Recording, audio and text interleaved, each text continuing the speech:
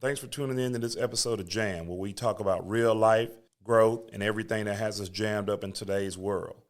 Today, we're going to get real, really real, with ourselves. You see, so often we worry, we stress over what others think, how others treat us, and why people are doing better than us.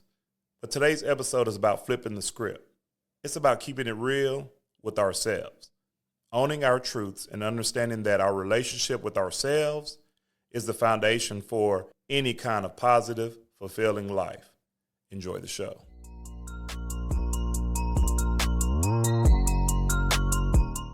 All right, so let's talk. The external versus the internal battle. Here's the thing. It's natural to care about how others treat us or what others think of us. We're social creatures after all.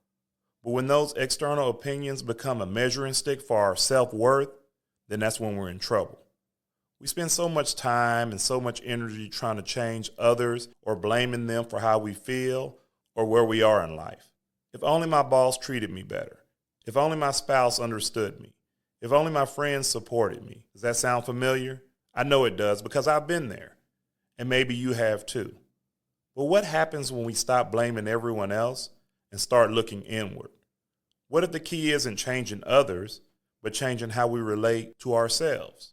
Keeping it real with yourself means being honest about your situation, your choices, your feelings, even that uncomfortable stuff.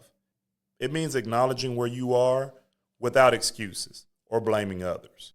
For example, instead of saying, I'm not successful because my boss never gave me a raise or nobody ever gave me a chance.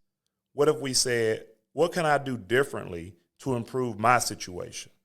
Or instead of, I'm unhappy because my partner doesn't listen, we ask, what can I do to communicate better or set these boundaries with my partner? It requires a little self-reflection and a little courage. It means facing your own shortcomings or mistakes without running away from them or blaming other people. But this is where the growth starts. So let's talk about playing the cards you were dealt. Life doesn't come with guarantees, and honestly, life isn't fair. We don't all get the same starting point, the same opportunities, or the same treatment. But what we do get is control over how we respond.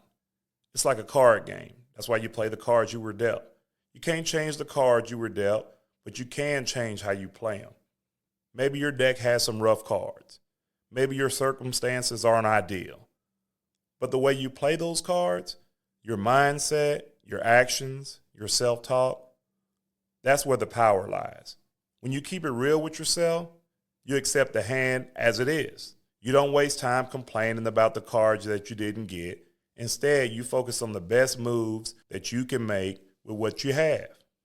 So why is all this important for positivity? Because blaming others, that keeps you stuck. It puts your power outside of yourself. When you shift your mindset and your focus inward and take responsibility for your thoughts, your feelings, and your actions, you regain control. This kind of self-honesty, it builds resilience. It creates confidence because you're no longer dependent on your external validation. And it fosters peace because you stop fighting a battle with the world and start working with yourself. Positivity doesn't mean ignoring problems or pretending that everything's perfect. I say that all the time. It means facing reality honestly and choosing to move forward anyway. Let's get to the practical tips for a minute. Here are a few ways to start keeping it real with yourself. Number 1, journal honestly. Write down what you feel and think without sugarcoating it. No judgment, just truth. Number 2, ask tough questions. What role did I play in this situation? What can I control here? What am I avoiding? Number 3, practice self-compassion. This is a big one. Being real with yourself doesn't mean being harsh or cruel. Treat yourself like a friend who needs some honest advice and kindness. Number 4, set clear boundaries. If someone's treatment of you is harmful, acknowledge it, but don't let it define your worth. Number 5, focus on growth. What lessons can you learn from your experiences? How can you improve your responses? So let's circle back. We all want to live positive lives, filled with happiness and success, But that doesn't come from changing everyone around us or wanting the world to be fair. It comes from keeping it real with ourselves, owning our truths, accepting our cards, and taking responsibility for our growth. That's the foundation for a positive life. It's not always easy, but it's worth it.